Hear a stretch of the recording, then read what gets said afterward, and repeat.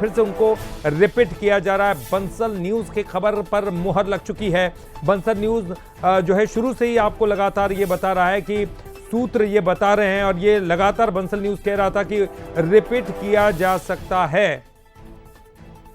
तो एक्सक्लूसिव से तस्वीरें आप देखिए, चरणदास महंत के साथ फूलो देवी नेताम की ये तस्वीर बहुत खास है और ये साफ हो चुका है कि फूलो देवी नेताम अब राज्यसभा के लिए एक बार फिर से रिपीट की जा रही हैं और कांग्रेस की तरफ से वो राज्यसभा की सीट पर जाएंगी और ये बात बिल्कुल फाइनल हो चुकी है।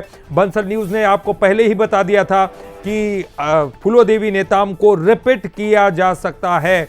तो बस्तर क्षेत्र से गहरा नाता है, आदिवासी और महिला मुद्दों पर वो लगातार सक्रिय रही हैं।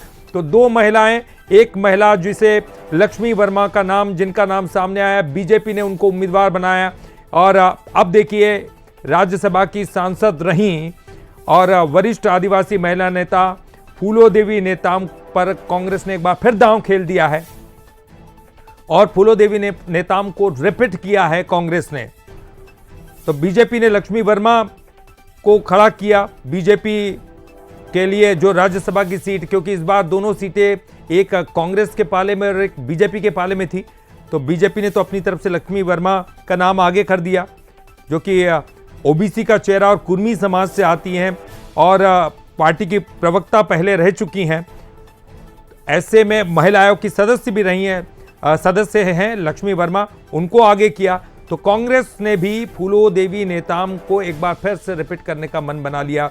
बंसल न्यूज सुबह से लगातार आपको बता रहा है कि और चलिए स्टेट एडिटर आदित्य नामदेव जी हमारे साथ इस वक्त जुड़ गए, सीधे हम उनका रुख करेंगे। अब आदित्य जी, हम लगातार कह रहे थे, बंसल न्यूज लगातार कह रहा था कि फूलो देवी नेताम को रिपीट किया जा सकता है और आज मुहर लग गई है, लेकिन क्या ये एक बहुत बड़ा कारण है कि बीजेपी लगातार बस्तर पर फोकस कर रही है और कांग्रेस किसी भी तरह से बस्तर पर अपनी पकड़ ढीली नहीं करना चाहती? क्या एक बड़ा कारण हो सकता है?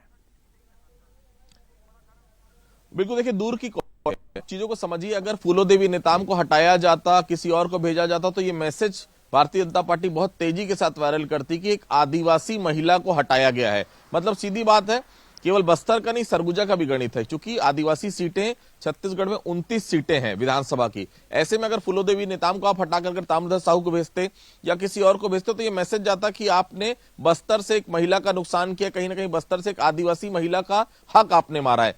ऐसे में चूंकि भारतीय जनता पार्टी ने लक्ष्मी वर्मा को टिकट दे दी है, लक्ष्मी वर्मा राज्यसभा की उम्मीदवार है, तो महिला वर्सेस महिला, मतलब बेहद साफ है, दो महिलाओं की जंग देखने को मिलेगी। हालांकि देखिए जंग की कोई बात नहीं, संख्या बल के आधार पर एक सीट भारतीय जनता पार्टी को जानी, एक सीट जो राज्यसभा की वो कांग्रेस को जानी। तो फूलो देवी नेताम रिपीट हो रही है। एक प्रकरण मुझे याद आ रहा है ललित जी, बहुत अच्छे से आपको भी याद होगा, एक बार अभी बीच में प्रोटेस्ट जब हो रहा था, सोनिया गांधी बेहोश होते होते गिरी थी।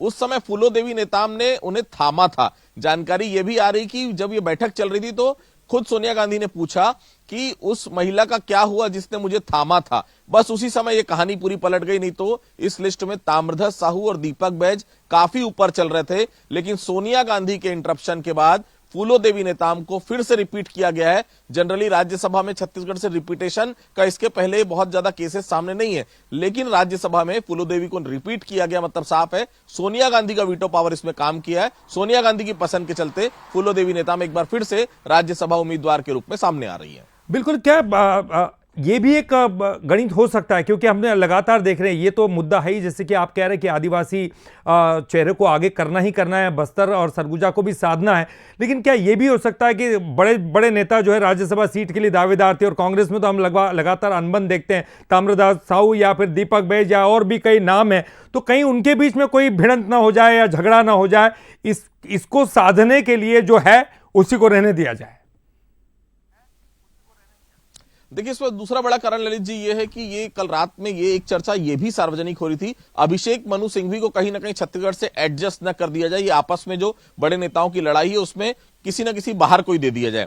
लेकिन मैंने फिर कहा सोनिया गांधी की केवल चली है, नहीं तो शायद अभी जो हम बात कर रहे हैं किसी दूसरे के विषय पे करनी पड़ती। फूलो देवी नेताम सौम्य है, इसमें कोई दो राय नहीं, पिछली बार भी राज्यसभा गई थी और सबसे बड़ी बात है बस्तर से एक बड़ा चेहरा हो गई है अब वो कांग्रेस पार्टी के। तो ऐसे में जब दीपक बैज ऑलरेडी फिलहाल अभी प्रदेश अध्यक्ष हैं, ऐसे में फूलो देवी नेताम को रिपीट करना, और चूंकि अब बैच का कार्यकाल 2 से 3 महीने का ही बचा है, ऐसे में आपको नया प्रदेश अध्यक्ष देना है। क्योंकि अब इनको हटाकर आपको एक कहीं ना कहीं बाबा का नाम चल रहा है, बाबा को दिया जा सकता है। तो अगर आदिवासी वर्ग से आप हटाते हैं और राज्यसभा से भी आदिवासी को अब अगर आप हटा दिए, प्रदेश अध्यक्ष से भी हटा दिए, राज्यसभा से भी हटा दिए, तो बस्तर पूरा खाली हो जाएगा। ऐसे में एक बड़ा मैसेज है कि फूलो देवी को हमने रिटेन किया है, और अगर दीपक बैज को प्रदेश अध्यक्ष के तौर पर बदला जाएगा, किसी दूसरे को लाया जाएगा, तो देखिए हमने आदिवासी के बदले आदिवासी को एडजस्ट किया है। बहुत दूर की कौड़ी है, कांग्रेस पार्टी ने खेली है। फिलहाल महिला वर्सेस महिला की जंग फिलहाल छत्तीसगढ़ में देखने को मिल रही है। बिल्कुल, बहुत बहुत शुक्रिया इस पूरी जानकारी के लिए आदित्य जी। और निश्चित तौर पर ये कांग्रेस ने अपनी तरफ से दांव चला है, बीजेपी ने भी अपनी